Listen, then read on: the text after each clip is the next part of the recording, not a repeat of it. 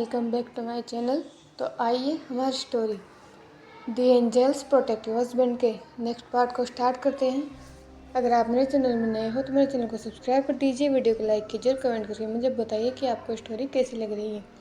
तो आइए स्टार्ट करते हैं। लास्ट पार्ट में हमने विंग के बारे में जाना था कि बचपन से लेकर अब तक विंग के साथ क्या हुआ था, और वीफेंग में आने विंग की शादी किसी से तय कर दी थी, वो भी विंग की मर्जी के बिना। अब देखते हैं आगे। डाइनिंग टेबल पर पूरी तरह शांति हो गई।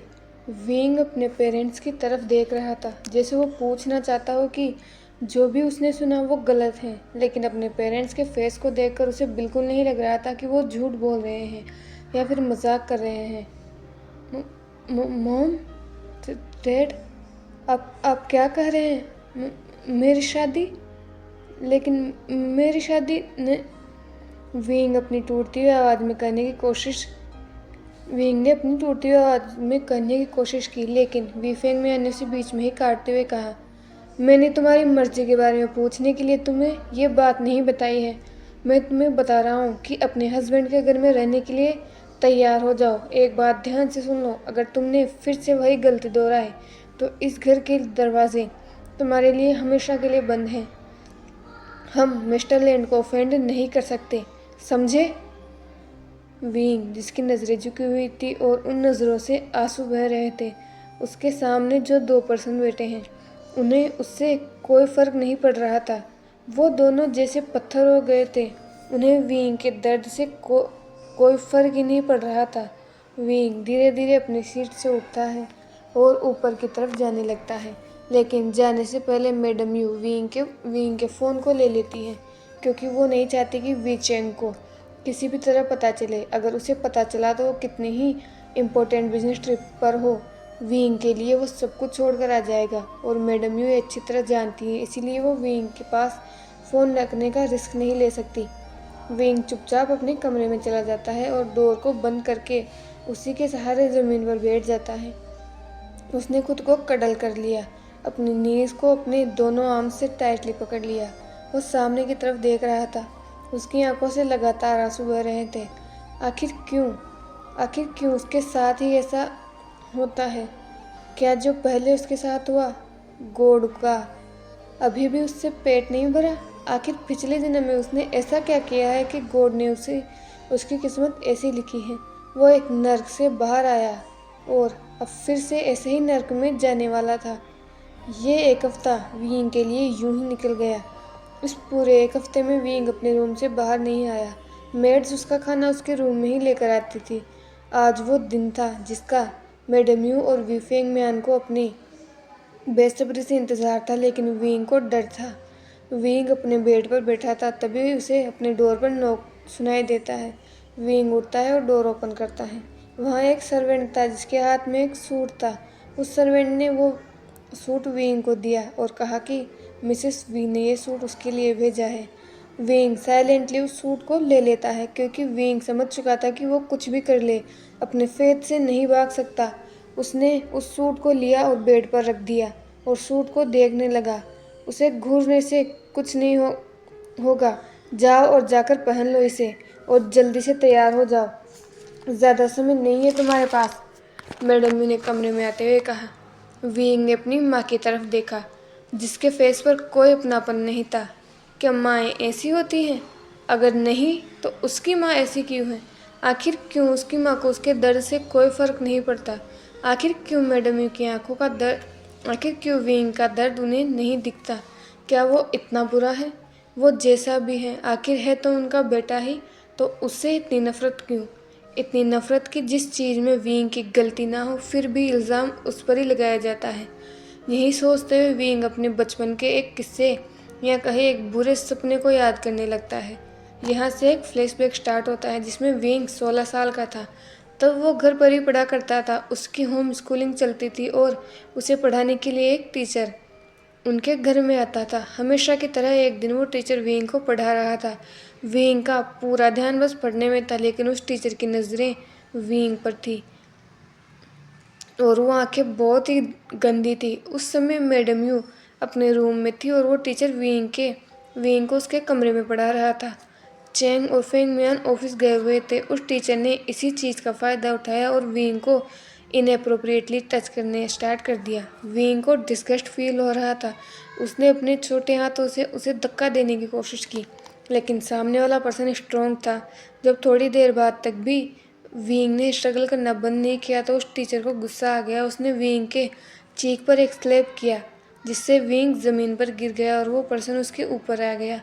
वो विंग को ज़बरदस्ती किस करना चाहता था, लेकिन तभी एक ज़ोरदार किक से वो विंग के ऊपर से हटता हुआ दूर जाकर गिरता है। चेंग, जिसने उसे किक किया था, चेंग एक्चुअली अपनी एक फ़ाइल घर ही भूल गया था, इसलिए वो उसे लेने आया था। लेकिन वापस ऑफिस जाने से पहले उसे लगा कि उसे वो विंग को देखना चाहिए। उसे अजीब अजीब फील हो रहा था, इसलिए वो विंग के कमरे में आया। लेकिन जो उसने देखा, उसे उसने उसकी दुनिया हिला दी। उसे बहुत ज़्यादा गुस्सा आया। वो फिर उस पर्सन के पास जाता है और उसे बुरी तरीके से पीटने लगता है। इतनी आवाज़ें सुनकर मैडम यू भी अपने रूम से उस रूम में आ गई थी। लेकिन जब उन्होंने चेंग को उस टीचर को मारते हुए देखा तो पहले उन्हें समझ नहीं आया कि चेंग अचानक यहाँ कैसे आया और वो उस टीचर को मार क्यों रहा है। लेकिन जब उन्होंने अपनी नज़रों को घुमाकर देखा तो वो शॉक हो गई। वहाँ विंग ने खुद को कडल कर रखा था और उसके कपड़ों की हालत ठीक नहीं थी। इतना सब हो जाने के बाद भी मैडम यू विंग को संभालने वहाँ नहीं गई, बल्कि चेंग को रोकने गई।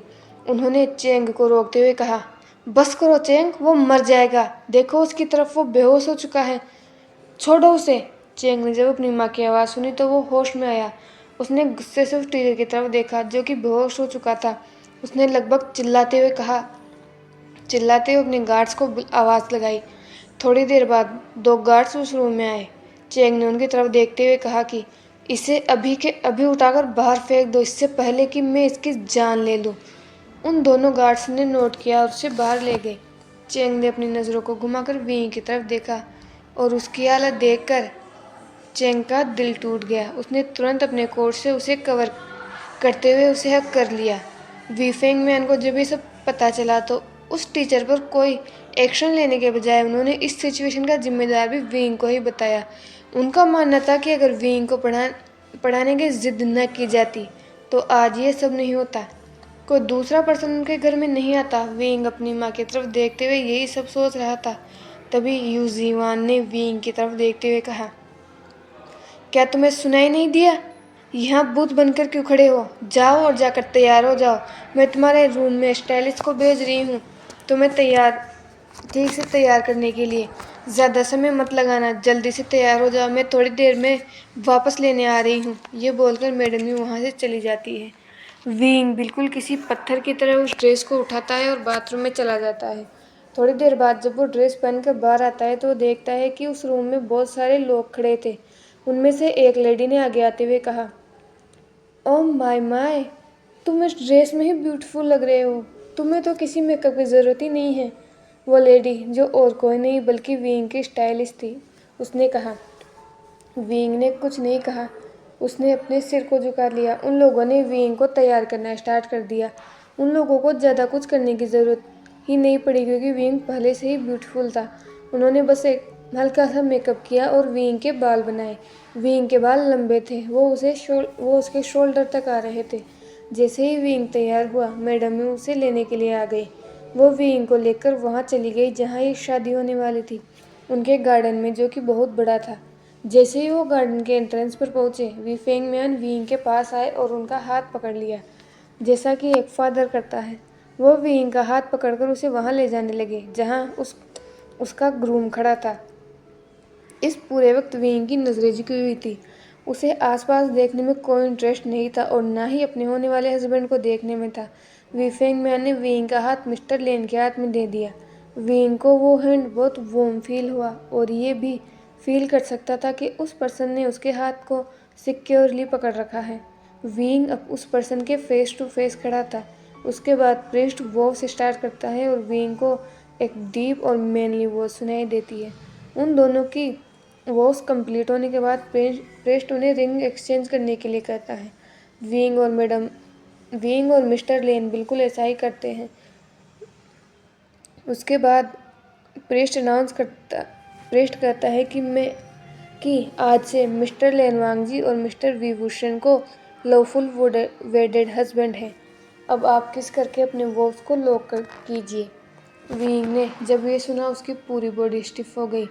अब तक वो कैसे भी करके सब कुछ कर रहा था, लेकिन किस विंग अपने ही ख्यालों में बिजी था। तभी उसे अपनी वेस्ट पर वांगजी का हाथ फील होता है और ये भी कि वांगजी उसकी तरफ बढ़ रहा है।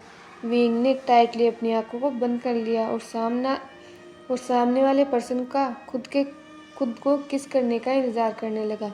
लेकिन उसे शौक तब लगा जब उसके हस्बैंड ने उसके लिप्स के बजाय उसके फोरहेड पर एक जेंटल किस किया। और फाइनली विंग ने अपनी आंखों को उठाकर अपने हो चुके हस्बैंड की तरफ देखा और बस देखता ही रह गया। उसकी सुंदरता को और ज़्यादा वो सामने वाला पर्सन बहुत ज़्यादा ही हैंडसम था और उसकी हैंडसमनेस को और ज़्यादा बढ़ा रही थी वो स्मॉल स्माइल जो वो विंग की तरफ दे कर रहा था।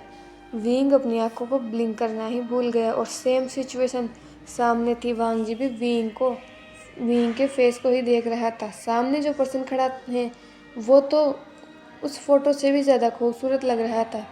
दोनों एक दूसरे में ही खो गए थे, लेकिन तालियों की आवाज़ से वो दोनों होश में आए और सामने की तरफ देखा जहाँ उनकी फैमिली मेम्बर्स थे और कुछ बहुत बड़े बिजनेसमैन और मीडिया थी। मीडिया तो वहाँ हो नहीं थी, आखिर दो बड़े परिवारों के बीच में रिश्ता जुड़ा है। वांगजी फिर विंग के हाथ को पकड़ता है और उसे नीचे की तरफ ले जाता है। वहाँ जितने भी लोग थे वो वांगजी और विंग से मिलने लगते हैं और उन्हें ब्लेसिंग्स देने लगते हैं। थोड़ी देर तक ऐसा ही चलता है। उसके बाद सब लोग डिनर करते हैं। अब विंग को यहाँ से जाना था। वो सब वी मेंशन के बाहर खड़े थे। मिस्टर एंड मिसेस भी चाहते तो नहीं थे, पर फिर भी उन्हें विंग को करना पड़ा क्योंकि सभी वहाँ खड़े थे। विंग की आंखों में आंसू थे, इसलिए नहीं कि वो अपनी फैमिली को याद करेगा, वो बस चैंग को मिस करेगा। वो इसीलिए सैड था क्योंकि उसके पेरेंट्स उसे किसी डैड की तरह उससे पीछे छुड़ाना चाहते हैं। जा तो रहे हो, लेकिन अच्छे से बिहेव करना। मैं कोई भी शिकायत नहीं चाहता। अगर तुमने फिर से वही गलती की तो याद रखना, इस बार इस घर के दरवाजे तुम्हारे लिए हमेशा के लिए बंद हो जाएंगे। विफेंग मैन ने विंग को हक करते हुए वार्निंग टोन में कहा। इससे विंग के आंसू और ज़्यादा बह गए। मैडम यू ने विंग को बस हक किया और यहाँ से विंग की लाइफ के एक नए सिरे की शुरुआत हो रही थी। विंग और वांगजी एक कार में बैठ गए। वी मेंशन से लेन मेंशन के बीच की वो राइड लगभग 45 मिनट्स की थी और इस पूरे समय विंग खिड़की से बाहर देख रहा था। 45 मिनट के बाद उनकी कार एक बहुत बड़े मेंशन के बाहर रुकती है। वांगजी पहले कार से उतरता है और फिर विंग की साइड जाकर उसकी तरफ का गेट ओपन करता है। विंग जिसने देखा कि वांगजी उतर चुका है, इसलिए वो भी अपनी तरफ का गेट ओपन करने वाला था, लेकिन उससे पहले ही उसकी साइड का गेट ओपन होता है और उसके हस्बैंड के हाथ ने उसे अप्रोच किया। विंग ने पहले तो हेजिटेट किया, लेकिन थोड़ी देर बाद उसने अपने हाथ को वांगजी के हाथ में रख दिया। वांगजी ने जेंटली विंग के हैंड को होल्ड किया और उससे उसकी गाड़ी से उतरने में मदद की। अब विंग लेन मेंशन के मेन गेट पर खड़ा था और उसके सामने लेन फैमिली लाइन में खड़ी थी। उन लोगों को ऐसे देखकर विंग नर्वस हो गया और उसने जो वांगजी के हाथ को पकड़ रखा था वो पकड़ टाइट हो गई। वांगजी ने भी ये नोटिस किया। उसने अपनी फैमिली की तरफ देखा और कहा, मॉम, डैड, उसे डराना बंद करो, आप लोग उसे ऑकवर्ड फील करवा रहे हो। लेन फैमिली ने जब ये सुना तो वो सभी ऑकवर्डली मुस्कुराने लगे।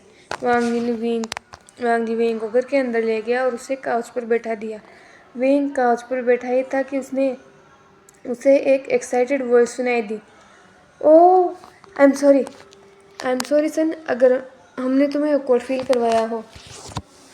वो क्या है ना, मैं बहुत ज़्यादा एक्साइटेड हूँ। मेरी फैमिली में एक न्यू मेंबर आया है, वो भी कितना क्यूट है, लेनी ने कहा, जो कि लेन वांगजी और लेन शिचेन की माँ और लेन चिरेन की वाइफ है। ये एक फैशन डिज़ाइनर है। विंग उनकी तरफ कन्फ्यूजिंगली देखा। लेनी ने जब विंग के फेस पर ऐसे एक्सप्रेशंस को देखे तो उन्होंने कहा, आह सॉरी, मैंने तुम्हें किसी से मिलवाया नहीं। रुको, मैं तुम्हें सबसे मिलवाती हूँ। ये बोलकर उन्होंने सबकी तरफ देखा जो उनकी तरफ ही देख रहे थे, क्योंकि इस समय लेनी बिल्कुल किसी फैन गर्ल की तरह लग रही थी। तो सबसे पहले मैं तुम्हें खुद से मिलवाती हूँ। मैं तुम्हारी मदर इन लॉ एंड ये मेरे हस्बैंड और तुम्हारे फादर इन लॉ हैं। लेनी ने लेन चिरन की तरफ इशारा करते हुए कहा। विंग ने दोनों को रेस्पेक्टेडली ग्रीट किया। और ये लेन शिचेन है, इस घर का बड़ा बेटा और तुम्हारा ब्रदर इन लॉ। शिचेन की तरफ इशारा करते हुए लेनी ने कहा। विंग ने उन्हें भी ग्रीट किया। शिचेन मुस्कुराया और कहा, यह सब करने की ज़रूरत नहीं है। तुम भी मेरे लिए वांग जी जैसे हो। तुम मुझे शिचेन गगा बुला सकते हो, जैसे वांग जी बुलाता है। इससे पहले कि लेनी किसी और का नाम ले पाती, उससे पहले ही हाय, मेरा नाम शुएंग है और ये मेरा लवली हस्बैंड शाओ शिनचेन है। मैं वांग जी का कज़न हूँ, शुएंग ने खुद को इंट्रोड्यूस करवाते हुए कहा। वहाँ पर खड़े सभी लोगों के फेस पर स्माइल आ गई। अब विंग की बारी थी खुद को इंट्रोड्यूस करने की। हाय, मेरा नाम लेन वुजियान है। आप सब मुझे विंग बुला सकते हो। आप सबसे मिलकर अच्छा लगा, विंग ने अपनी स्लो और एंजेलिक वॉइस में कहा, जिसे सुनकर सब मेस्मराइज हो गए।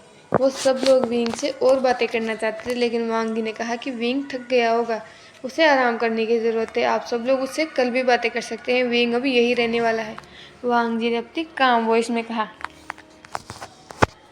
सब लोगों ने इससे अग्री किया और एक मेड विंग को वांग जी के कमरे में ले गई। अब विंग उस रूम में अकेला था। वो रूम बहुत बड़ा था। विंग सच में बहुत थका हुआ था, इसलिए वो बेड पर बैठ गया। विंग सोना चाहता था, लेकिन वांग जी अभी तक वहाँ नहीं आया था। विंग आज की रात ही वांग जी को गुस्सा नहीं दिलाना चाहता था। उसके कानों में अपने डैड की बातें अभी भी गूंज रही थी। विंग कैसे भी जागा रहकर वांग जी का वेट कर रहा था। थोड़ी देर बाद रूम का डोर ओपन होता है और वांग जी अंदर आ जाता है। वांग जी विंग की तरफ देखता है, जो उसे देखकर बेड से खड़ा हो गया था। वांग जी विंग की तरफ बढ़ने लगा। विंग ने अपने क्लोथ्स को टाइटली पकड़ रखा था। उसकी पूरी बॉडी शिवर कर रही थी। वांग जी ने विंग की तरफ देखा और कहा, तुमने अभी भी चेंज नहीं किया? विंग को समझ नहीं आया। उसने कन्फ्यूजिंगली वांग जी की तरफ देखा। मेरा मतलब है, तुमने अभी तक अपने सूट को चेंज क्यों नहीं किया? ये बहुत भारी है, इसमें तुम्हें गर्मी लग रही होगी। तुम्हारे कपड़े मैंने ऑलरेडी ही अपने क्लोजेट में रखवा दिए हैं। जाओ कंफर्टेबल क्लोथ्स पहन लो, वांग जी ने अपनी काम और कंसर्न वॉइस में कहा। विंग ने वांग जी की तरफ देखा और नोट किया। उसके बाद विंग चेंज करने के लिए बाथरूम में चला जाता है। आधे घंटे बाद विंग शावर लेकर बाहर आता है। उसके बाल अभी भी गीले थे, जिन्हें वो टॉवल से पोंछ रहा था। वांग जी जिसने भी अपने क्लोथ्स चेंज कर लिए थे और बेड पर बैठा अपने फ़ोन में कुछ ईमेल्स को चेक कर रहा था। उसने जब बाथरूम का डोर ओपन होने की आवाज़ सुनी तो उसने उस तरफ देखा। विंग को देखकर वो गल्प कर गया। विंग ने एक वाइट शर्ट और ब्लैक शॉर्ट्स पहन रखे थे। विंग का पूरा ध्यान अपने बालों को ड्राई करने में था और वांग जी का ध्यान विंग के ऊपर था। विंग के लिप्स अभी अभी नहाने की वजह से गीले और हल्के से लाल थे, जिन्हें देखकर वांग जी अपनी नजरें उस पर से हटा ही नहीं पा रहा था। ऊपर से रूम में जल रही वो लो रेड डिम लाइट और ज़्यादा उस माहौल को और ज़्यादा रोमांटिक बना रही थी। वांग जी ने अपने फ़ोन को टेबल पर रखा और विंग की तरफ बढ़ने लगा। विंग को जब किसी के कदमों की आवाज़ सुनाई दी तो उसने अपनी नज़रों को उठाकर सामने की तरफ देखा। वांग जी की आंखों को देखकर विंग को अपनी बॉडी में कुछ फील हो रहा था। उसकी हार्ट बीट फास्ट हो गई थी। ये सब फीलिंग्स उसके लिए नई थी। उसने कभी भी ऐसा फील नहीं किया। जब भी वांग जी उसके पास होता है, उसकी बॉडी अजीब तरीके से रिएक्ट करती है।